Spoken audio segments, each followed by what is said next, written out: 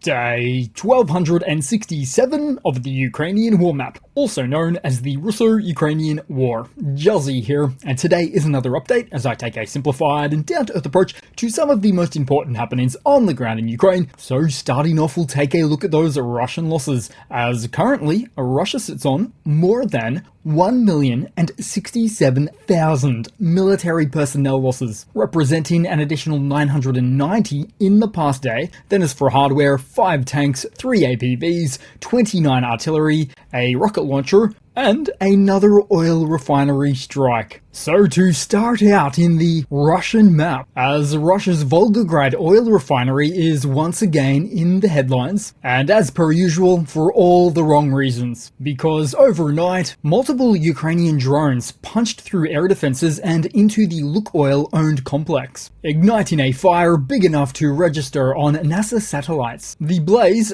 tore through parts of the refinery's infrastructure and sent plumes of smoke skyward, and was still burning well into the morning and day, in fact, making it difficult to get full damage assessments yet. The facility, responsible for 5% of Russia's total refining capacity, or around 15 million tons of crude a year, is the largest fuel producer in Russia's southern federal district, or was until overnight, and for what now marks the 5th time this refinery has been successfully struck by inbound UAVs, leading to ongoing halts in operation at the site. And especially for today, the region's governor stuck to the Kremlin's familiar script, blaming falling debris rather than incoming drones intentionally hitting their mark, even as objective monitoring footage told a different story. As mentioned, the fires have continued into the day, intensifying for a time, further fueled by the wind. And so if it feels like these events are happening almost every second or third day right now, you'd be right, because in the last 12 days, Ukrainian UAVs hit 6 oil refineries, forcing at least 4 of them to halt their operations. And for these events, it's worth keeping in mind that most of these refineries' outputs are consumed domestically, as Russia tightens export controls and grapples with rising internal demand. This strain has only deepened after repeated strikes on facilities just like this one. In fact,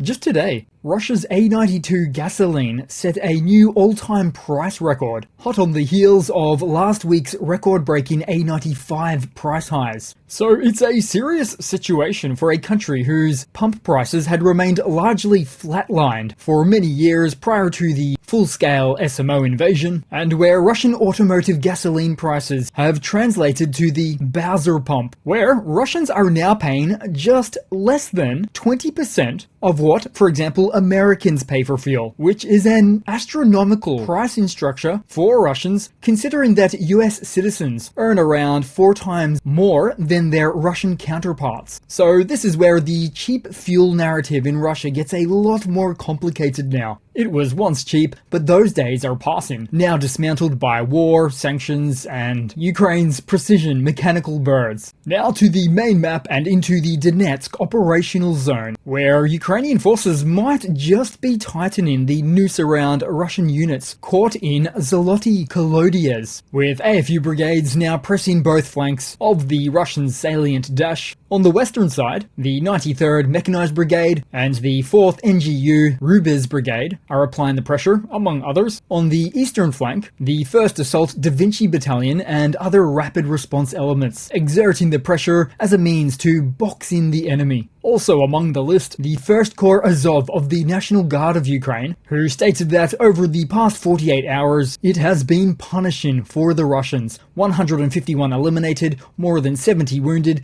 and 8 captured for this single location along the entire map. Now, though it is tricky to ascertain exactly where the lines are drawn right now, other Ukrainian troops suggest that the Russian advance towards Dobropila is now collapsing under counterattacks, with Azov and adjacent units systematically cutting down those caught in the salient. Russian forces may need to go full tilt to maintain and expand these positions for now, And as for the Russian accounts, well, some of those sources mocked their own side's failures, saying troops ran into Azov's hands after being lured by a false horns on the map maneuver. And then, take the following with a grain of salt if you will, but another Russian telegram channel suggested that their soldiers are stuck without evacuation, with attacks coming in from all sides. Though to ignore these Russian-sourced sentiments, and perhaps most fair to say that the situation remains challenging for the AFU due to the numerical superiority of Russian fighters, with over 110,000 troops in the Pokrov sector alone, who employ these waves after waves of small, agile kamikaze units to exploit Ukrainian manpower shortages or defenses. The AFU has gone some way to slow down the Russian progress, although the advance has not been fully halted, with this axis remaining a very dynamic and contested front. Ukrainian defenders would also be fighting tooth and nail to stop Russian forces from securing these small trench systems here, which are reinforced with concrete, where it already takes dozens of drone drops and FPV attacks to force them out of a standard wood dugout. So if the invaders are able to gain a foothold in these concrete trenches, it would then become tirelessly difficult to knock them out. Then also around the map briefly, the Ukrainian armed forces have advanced near the town of Orakovo-Vasilivka in the Soledar region, taking up to a new eastern position there. Then also further west, Ukrainian troops led by the 210th Regiment have reportedly surged forward in Zaporizhia. This one would follow yesterday's push, with the AFU retaking several residential blocks in Kamensky's north and northeast, further squeezing Russian positions. And then, just nearby, Ukrainian forces have repelled another large-scale mechanized assault by the Russians southeast of the Orikhiv direction. The assault began with the Russians moving heavy equipment from Verbova straight across the fields, followed by Russian motorcyclists attempting to break into the region. In the end, the attack failed. Russian losses included 1 tank, 4 buggies, 4 motorcycles, a damaged infantry fighting vehicle and APV, 16 soldiers eliminated, and a further 10 wounded. Then headed across to the news as Ukrainian President Zelensky finished his trip to Berlin, where he met with Chancellor Friedrich Merz just before joining a virtual summit with US President Donald Trump, European leaders, and NATO's General Secretary, aimed at unifying positions ahead of the Trump-Putin meeting in Alaska. Merz opened by reaffirming that the current contact line must be the starting point for any talks and ruled out recognition of Russian-occupied territory. Zelensky echoed the stance and warned that Russian troop redeployments point to new offensive operations rather than peace moves. Ultimately, what was put forth at the summit included Ukraine's core principles of ceasefire first, with no territorial concessions,